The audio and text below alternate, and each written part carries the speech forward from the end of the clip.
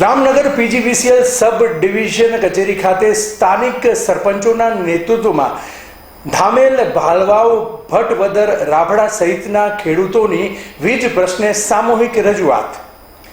ગારિયાધાર તાલુકાના 3 ગ્રામ્ય માંડવી, ભંભરિયા, શક્તિનગર, માંડવી સહિત લાઠી તાલુકાના રાભડા, ભટવદર, ભાલવાવ, ધામેલ સહિતના ગ્રામ્યોમાં તંત્રની ભારે બેદરકારી સર્જાઈ છે. વારંવાર વીજ સમસ્યા રહે છે. ડેપ્યુટી ઇજનેરને એ ચૌહાણ સાહેબ સમક્ષ તંત્રની ઘોર બેદરકારીને લઈને રાવ છે. સતત વીજ ફોલ્ટ, વીજ લાઈનો મેન્ટેનન્સ નહીં કરતા હોવાથી ઉગ્ર રોષ છે.